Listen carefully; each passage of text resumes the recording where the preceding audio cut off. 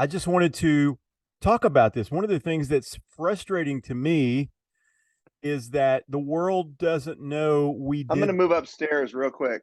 Oh, okay. I know. See, I Well, I get. I'm on a hardwired connection, yeah. so Mm, Yeah, got okay, this. asshole. I know you're a techie. I'm not. I It's got called being crap internet out here. yeah. yeah. Well, I mean, Hoop, if you weren't technically connected better than the rest of us, it would I be got to go bad up for here. your Sorry. brand. It would You know what I absolutely. mean? Yeah. Like I can be technically challenged and whatever, and Scott can too, but you cannot be. You're the guy we all ask.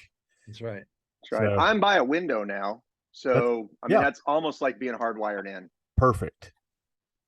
Yeah. So I was saying as you were moving around there, Scott, the thing that bothers me so much about the 24, I'm wearing my shirt as a in honor. One of I the things should that have bothers me too. so much is that the world doesn't know we did this. I know. And Yeah. my son, I want to say maybe a year ago, was telling me about these guys on YouTube who did a similar thing. They wrote 10 songs in like 12 hours or something, and they programmed it all. And he said, "Yeah, but Dad, a couple of those songs aren't really good, and one of them is only like 37 seconds long. And they just did and one of the songs is just called La La La, where they just went la la la la la, for 37 seconds." And I said, I did that with some friends of mine, and we actually wrote real songs in 24 hours. You know what I mean? I think that's the key, right? Like we didn't phone any of it in. To my knowledge, none of it was phoned in. We really went in there trying to do it, right? Oh yeah, yeah. So, I don't. Well, I don't think any of us are wanting to phone things in, at least at this stage in our life. It's like if I'm going to do something, I want to go for it. So, heck yeah.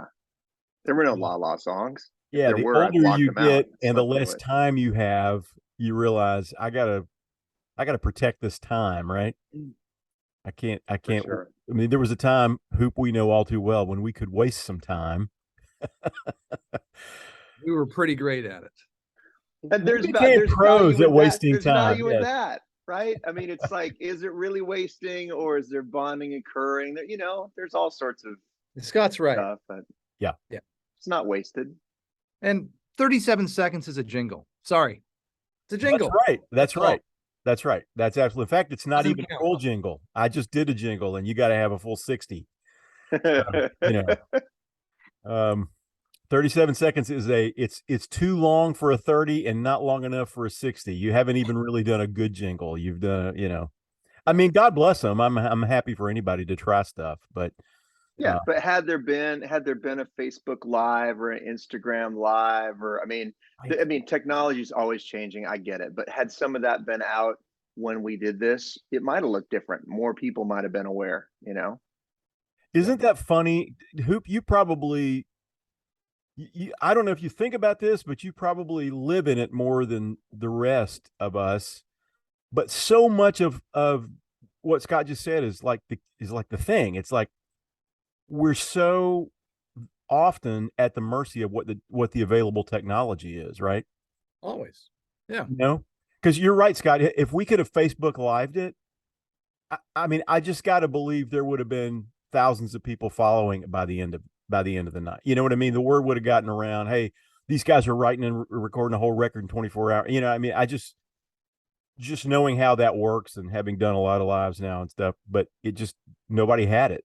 No, Yeah. we were ahead. We were ahead there for sure. Or behind, depending on how you want to look at it. It's all a matter of dates, isn't it? Oh, we had the idea too soon. Yeah. well, But I wanted to bring us together and talk about this because no one seems to be able to find the footage. I mean, we did have the presence of mind to shoot the whole thing, but it's one thing to shoot it, and it's another thing to know where you put the footage. So I was thinking about this. I posted this on my YouTube channel. I posted the 9-minute mini doc that we did, which is really good, by the way. It at least yeah. shows you what's happening. Ryan McVeigh did a great job on it. but the rest of the footage is missing, and I'm starting to think we might never find it. And so what I wanted to do was just talk through all the songs, like, what we would have done on an interview, going through all these songs, and just thought, well, let's make a podcast out of it, and at least we'll have that documented, because I, I get asked, I don't know if this happens to you, Scott, but I get asked about this project more often than you would think. And people bring up certain songs, and I still listen to some of these songs and go, that was one of 10. Like, I listen to Ashes of Love and go, that would have been a good day's work, right? That would have been a good week's work. Yeah. Yeah, I don't. I'm sure I don't get asked about it as much as you do, which probably just means that you're telling the story far better than I am. But I do go back and revisit the songs, and I don't care really what it sounds like. I go, I'm super proud of the work we did. I just go, I would have been proud of it if those were like you said, if we wrote those 10 songs in a year, I'd be like, yeah, way to go, all of us, but the fact that they were written and produced in a day, and I look back and go, wow, there might be something to time constraints or other constraints that, that some people excel under. And I think we did a hell of a job. I think there's a lot to be said about what you just said there, Scott, as far as excelling under constraints. One of my favorite quotes is from Peter Gabriel. He did a record called Scratch My Back, which is where he cut a bunch of songs by other artists. And he said, in this record, he said, we're going to do everything with orchestra. We're not going to use any live instruments. And in the liner notes, he's got a quote, and he says, I find it much more exciting when artists are told what they can't do. He says he feels like it's too hard to actually create something out of nothing. He said, what do you say? Artists are devious people, and it's much more fun when you have constraints, because then the artists try to find creative ways around the constraints, and you end up with something more unique. He did a record, I think it was Security, where he said, we're not going to have any cymbals on the record, but you need something to accomplish the role of the cymbals. And so he found unique ways of doing it. So anyway, that was a long roundabout way to say, I think it's great when you artificially make constraints, because it forces a different muscle to kick in. Boy, that is good, man.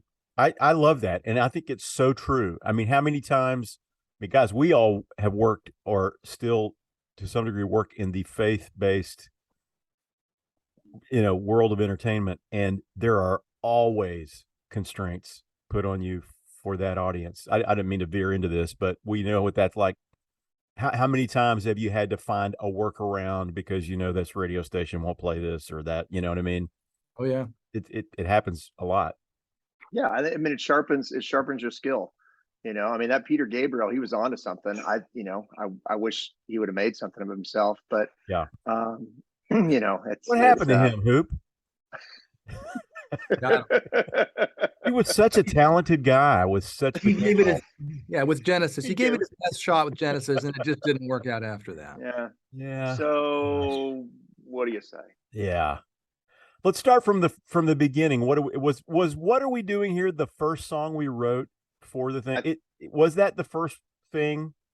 That's what I recall. I mean, again, it's that we're talking. This is a while ago, so I'm not going to trust all my memory. But I think that was the thought of, like, we just committed to this thing. We walked into a studio, and it was kind of like, I feel like there was a title, and we kind of went with that and created a thing, and that went pretty quick.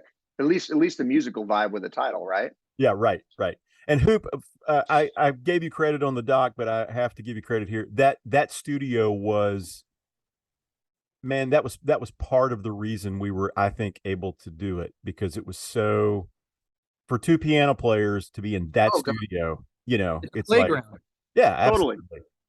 Like letting a 7-year-old, into Legoland, or you know what I mean? Right. It's like, there's none more better, of a place for piano players to get inspired, when you've got literally all of Ben Folds' pianos sitting on the floor, ready to use at any second. Oh, I know. Yeah. It was amazing.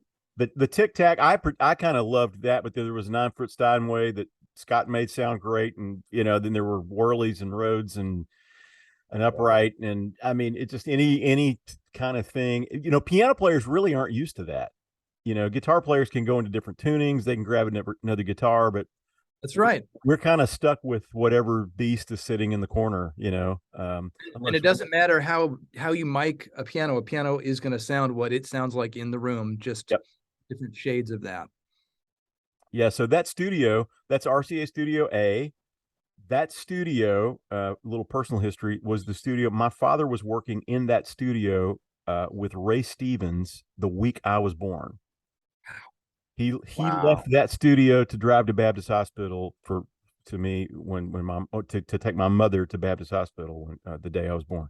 So I never said that on camera, but my dad and I talked about it afterwards, and he's, son, that's the studio I was working on. Anyway, it used to be Chet Atkins' studio, and that's when Chet was running it, was when I was born. So that there was a piece of nostalgia there for me, just being in there, and maybe the And ghost. you can't book it anymore. You know that, right? Like shortly after we did our project there, Ben pulled out of it, and Dave Cobb took over the lease and no longer lets outside people use it. Well, what I remember being there was they were about to tear it down, and And they're Ben, and they're Ben, yeah, helped save it, right. along with the Heritage Foundation in Franklin. And then once they officially saved it, Ben pulled out, and you can't book it anymore, which is Wow. Is it still being used to make me? Is it still used as a Dave, studio? it's Dave Cobb's place now. Got it. So Just not out. Just no outside booking stuff. which is a bummer because it was Yeah. saved under the pretense. I mean, they got a real big groundswell community support Right. to save it based on this is a great treasure for the community. It's a great resource, all the history that's been done there, and then it gets saved, and then it goes and becomes private. If it was private from the beginning, it never would have been saved. Yeah, that's right. Yeah. Well, hopefully they'll turn it into a condo, because Yeah, it's a matter of time. we need more condos in Nashville. Oh yeah. Yeah. Especially on Music Nashville's Road. missing a On couple. Music Row, we don't have enough condos for Yeah, people or a to, parking lot or condo. yeah. Yeah. So we write these 10 melodies in like 2 hours. Now, I'm going to say something. I don't want this to sound arrogant, because I don't mean it that way. I mean it in another way. That part of the process felt really easy to me. Did you feel the same way, Scott? Yeah. I don't mean I think I have the same concerns you do. I don't want it to come across arrogant, but it felt as effortless as music can feel in creating music, which it's not effortless all the time, but every once in a while. And those of us who create, we know that every once you're just like, oh, well, that just happened. And in this case, it was that 2 or 3 hour block of like, wow, a lot just happened in here. And we knew we had time constraints, so we were moving, but it, You think it was because we just took the editors off, the self editors off? I think that's part of it. Yeah. I think because you're like, we can't overthink it. We didn't have time to overthink it. It was like, is this cool? No. Okay. Was this cool? Yeah, this is cool. Let's go with that. So Right. it was as soon as you were onto something that we both got excited about, we just kept running with it. And because we didn't have time to overthink it, which again can be helpful. Yeah, I find in melody creation that sometimes you sit down and you play something that you feel like is pretty obvious. Then you go into that mode of, is this too obvious? Is that, that? And I just remember there was a certain freedom. When I say it felt easy or effortless is a better word. I think it was that I didn't have that part of my brain turned on, and I just felt like it was just liberating to go. You might have just been sleepy. That could have been. I guarantee you I was sleepy.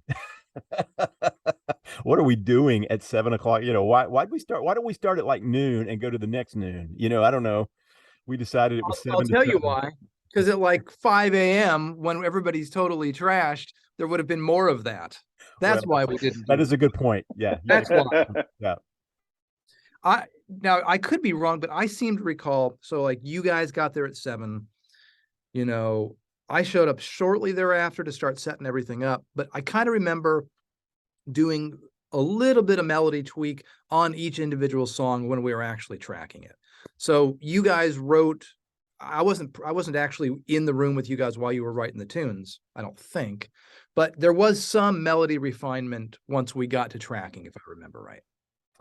I'm sure there was. Yeah, Again, I don't have absolutely. huge memories of that, but that sounds like part of the process. So I don't doubt that at all. Because you're kind of, I think if we're looking at it, it felt like more than just an outline, but it felt like we have to have enough of a song that by the time, or enough of hopefully 10 songs or 5 songs, that by the time all the musicians arrive to play these, that we got a chart so they set up and we can go, because there was kind of like there's a clock ticking the whole time. So yeah, I'm sure there was a refinement on all parts going throughout it. So I don't doubt that Yeah, at all. I think the only thing that I remember is that we just had syllable counts. You know what I mean? Like we had chord structures and syllable counts because and that dude, that's I'm glad you brought that up, Hoop. That's one of the reasons I wanted you on this podcast, because there are big swaths of this that I kind of don't remember. I don't know if you have that, Scott, but Oh yeah. there are kind of giant, I wouldn't say giant, but there are pieces of this where I'm like, man, I don't know I don't know if I remember that, you know. Um, but what I do remember was as soon as we finished the outlines for the songs, I just remember me personally going into the control room and immediately starting to write lyrics. And so, you know, like I remember saying something to Dan Needham. I probably said something to Dave and Matt, pleasantry, whatever. And then I just, my memory is taking the legal pad and going in and starting to write, what are we doing here? Because I knew Scott was going to be singing it. And so that's kind of my memory of it. But there's this whole other elephant moving, you know, away. I think Scott, I think you were writing charts, and you know, Yeah. I And don't that's know my what it's memory. It's happening. like, You know, it was a real at that point of the day, it got really collaborative in like the truest sense of the word, and something that all you youngsters can take to heart and maybe a takeaway. You just had to know everybody in this room knows what they're doing. You know what I mean? There was no riding herd over this or riding herd over that. I mean, it was like I just felt completely at ease, completely comfortable. Everybody's going to take care of their position, and now I know what my job is. I got to go make some lyrics. You know, yeah, that's what I remember after that, and I don't remember much of not doing that for kind of till about 3 in the morning. I mean, there's a lot of chicken scratch. Man, I wish we still. I don't know where those sheets are. I may have them, but I would. that's right. Cause it was all, we didn't bring computers or No, anything in. So no it was electronics. all, Yep, which even that, cause I got used to writing on a laptop at some point, yep. and then writing on paper felt slower, you know? And It so is. it's this, this weird, but yeah, I remember doing charts. I remember kind of going into chart mode and like finishing one, handing it to whomever, whether it's you, Hoop, or to Sorrel or somebody, going, can you go make copies? And then, you know, it was just then on to the next one. And then it's like, okay, we got them charted. And yeah, it feels like a blur really after that, once the players got there, you know. But that melody writing was a lot of fun. And I remember that those first couple hours. That was the part to me that was like the fun part. And then it got grueling after that. You know, the whole thing about lyrics is difficult anyway. You know, it's Sure. staring at the page until you bleed, you know. And to think that you can write 10 coherent, you know, multi-textural lyrics that that are any good in an hour or in a day. I don't know. I might have rethought that if we were doing it again, you know. But It's definitely an exhausting, I mean, again, it's exhausting for everybody. So like Hoop, I don't know your story, but I know what I do know is everybody is on and focused and working in a way that I've never done before that for that extended amount of time, and haven't done after. You know, that it was grueling. I mean, it was fun, but it was grueling. So I'm sure it taxes your body and your mind. yeah, For me, it actually was not grueling. To me, it was because there was always something to do. Like, I'm the kind of guy that I enjoy busy work. I enjoy solving problems. So for me, it was not grueling. When it became grueling for me is probably a time for you where it was easier. So once we got all the music tracked, we got onto vocals, there were a lot of times that you guys didn't have lyrics to the whole song, or sometimes you didn't have much at all. You just had little bits and pieces. Yeah. So once we got to that point, and I think we finished tracking the music by about 7 or 8, if I remember right. Yeah. Like Okay. it was, then I had nothing to do while you guys went to the control room to actually refine, finish, and sometimes from scratch write lyric. Then my brain turns off because I have nothing to do. That was brutal for me. What was hard for me was like, okay, I'm not needed. I'm not needed for the next hour. And then I'm going to come in, I'm going to track the vocal, and then I'm not needed for a little while longer. So that was brutal. At 3 o'clock in the morning, you know, falling asleep for a half hour, then waking up because you guys, your brains were going the whole time. It needed to be working to write good lyrics. I had nothing to do. And that's when I fell apart. Yeah. You brought up Sorrel, man. God love her. That Oh, girl gosh. was a trooper, man. She was. It was amazing. I mean, and I'm just gonna say this. I don't know what this is gonna mean to people, but it's just the truth. I've really never worked with a female engineer. Not that I don't want to work with them. It's not that I've actively, looked to not work. There's just not that many female Yeah. engineers out there. And There's more now, but this is right. a ways Back back. then, Yeah. and throughout the course of my career, I just don't. I would imagine it was just a field that not a lot of females were all that interested in. I'm not even all that interested in it, even what given what I do for a living. But she was just fantastic, and she just was level through the whole thing. And I just remember her just being calm, cool, collected. One of the best. I wanted to give her a shout out. Oh yeah, she was incredible. Yep. I mean, and really, I mean, you touched on this before that we have to trust that everybody's going to do what they do, and we're doing this with people that we know, and yeah, there's a few parties we're getting to know, but this doesn't happen unless everybody is in and goes for it, and so kudos to everybody who showed up and took a half an hour nap and came back in and worked. I mean, it's like it doesn't happen it's a group effort at the end of the day, Well, Hoop, I will tell you, man, I don't know if you thought this. I don't know if this ever crossed your mind. I don't know. But,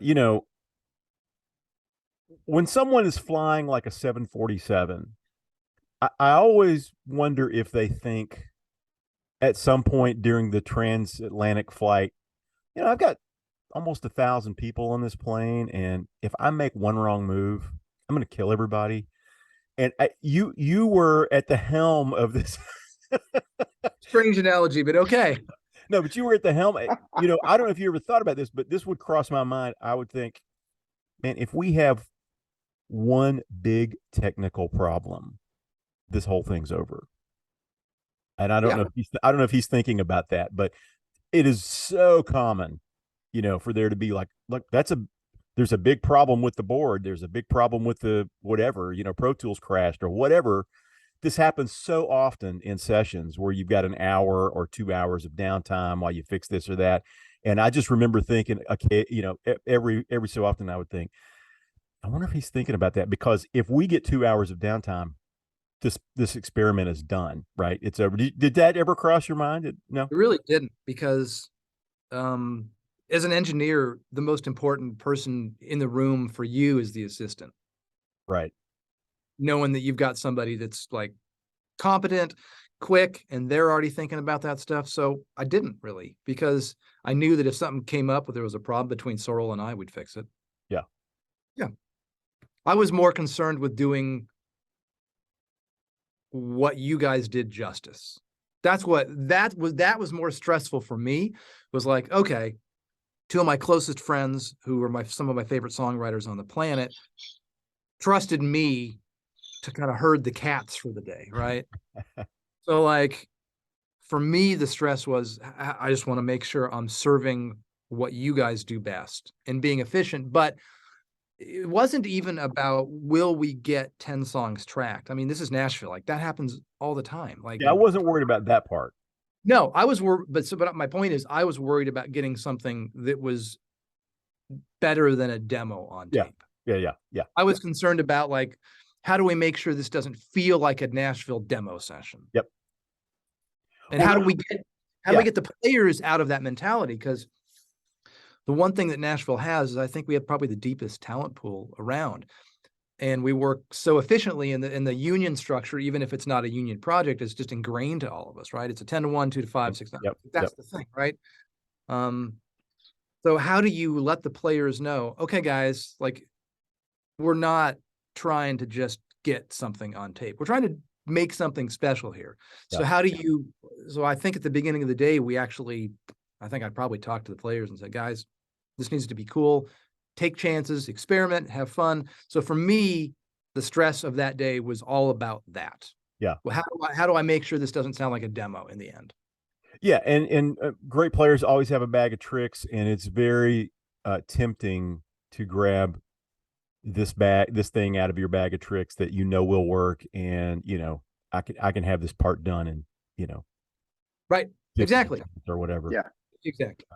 And they probably did some of that, but fortunately, these guys are so good that what their bag of tricks is better than a lot of other people's bag of tricks. I mean, we were kind of doing that too, Scott, right? I mean, there's some, Sure. there's, as a songwriter, you got a little bag of tricks and some hacks that and I was certainly leaning on some of that, not all. I mean, we didn't write 1564, which I mean, I have to say, I mean, I think all those melodies were pretty interesting given I don't know, man. I listened to the record. They're pretty interesting, period. Yeah, I listened to the record and I go, this is just a record I think I would be proud to do. Yeah. Well, I mean, what we lose, I mean, yeah, there's the bag of tricks, and sometimes we go to those familiar places, but sometimes those familiar places are the right thing to do. Right. It's the right choice for that moment, for that song, for that line.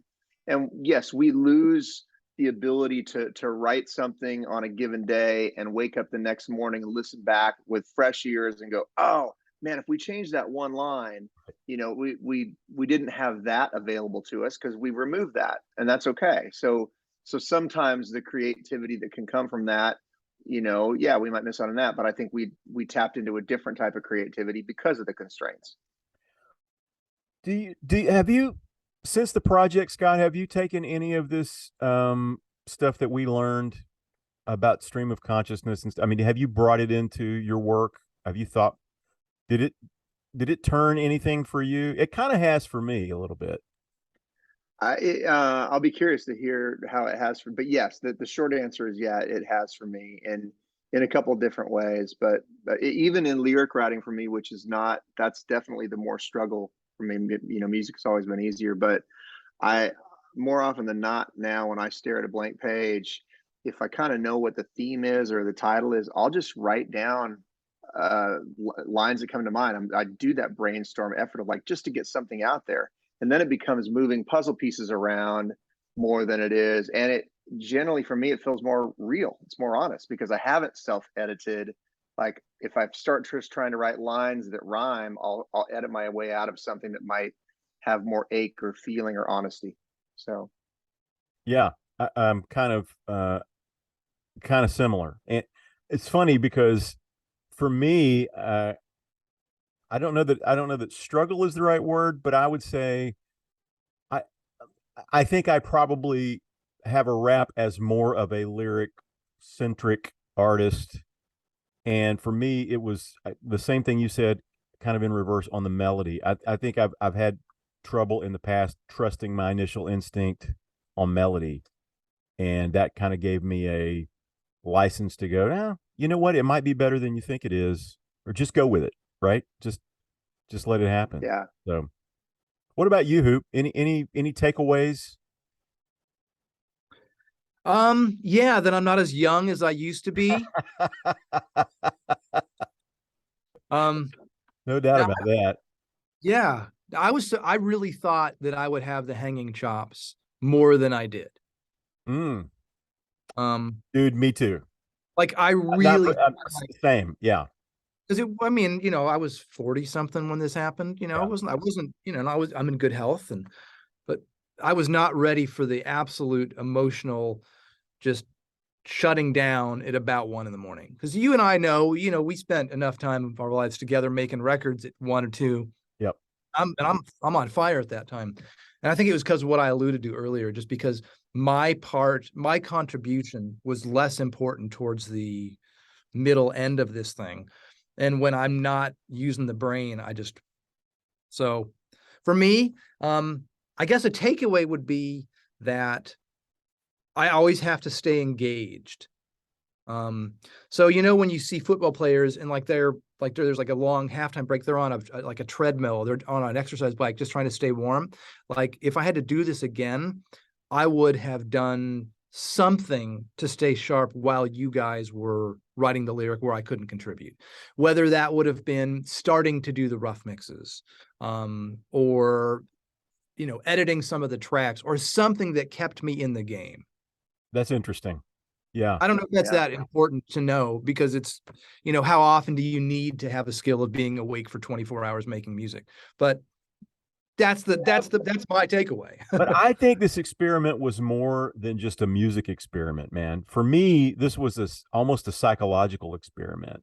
Yeah. To see how long you can hyper focus. I mean, it was almost like a scientific experiment, because I was used to going to, I'm like you, man.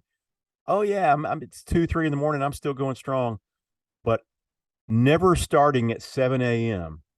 and staying in that focus. And then at 3 a.m. going, you got 4 more hours. I mean, Totally.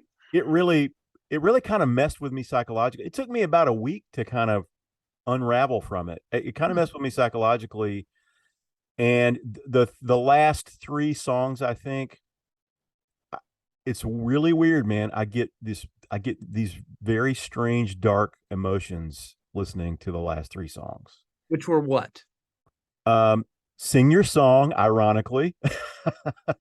It Never Ends, I think, right? Yeah, that feels Try to Breathe, like which was really yours. But there's still all of that stuff.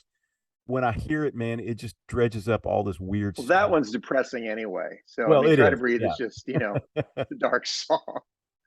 But it was honest in the moment, right? It was, in the moment and the season in a lot of ways. But I remember, because when this wrapped, I went to the airport within like an hour or so, Right.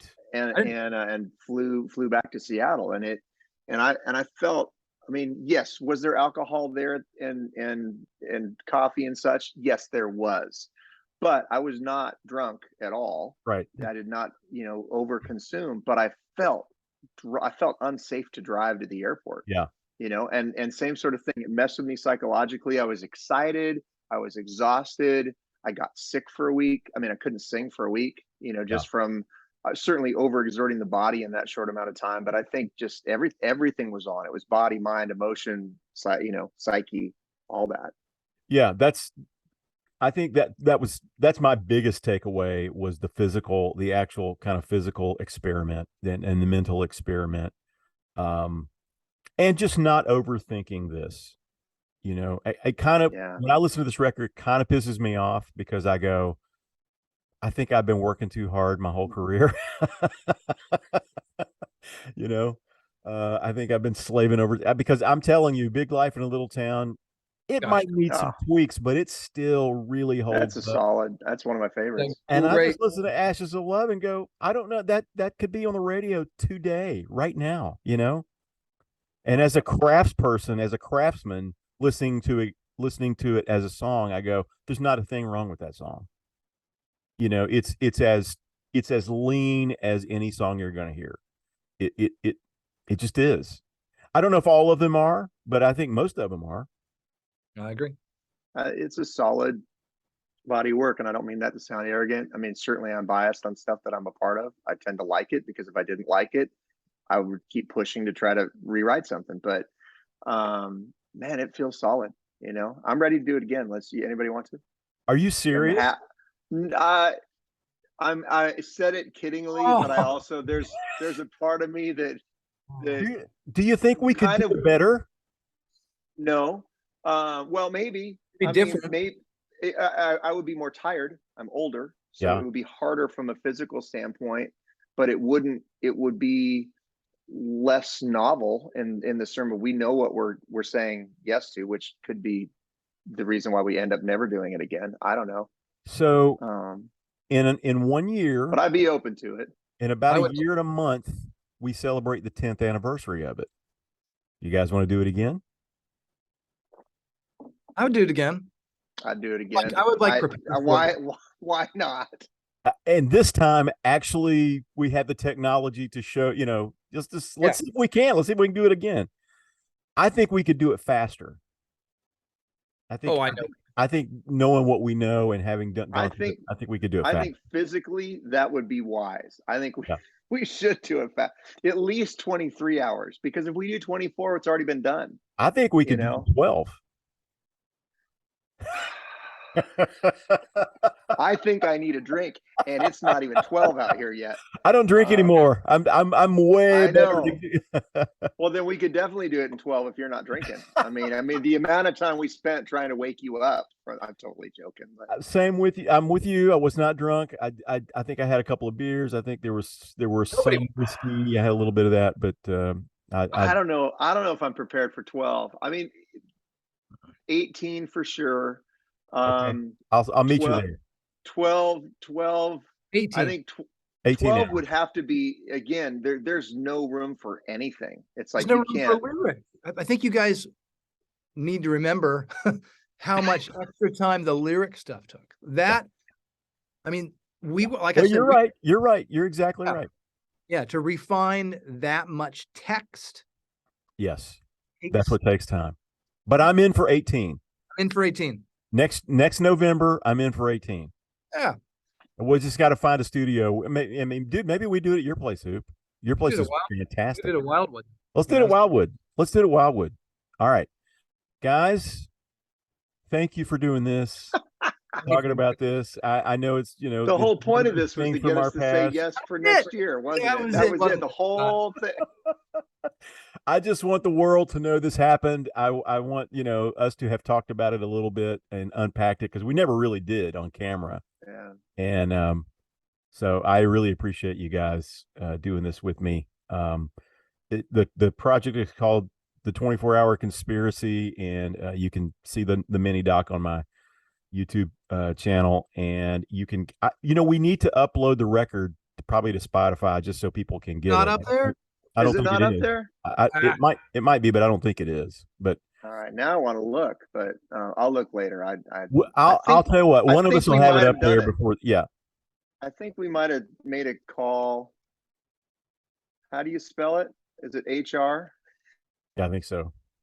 Yeah, it's up there. It's up there. Okay. Okay. Yeah, 24-Hour Conspiracy on Spotify. Yep. Go check it out.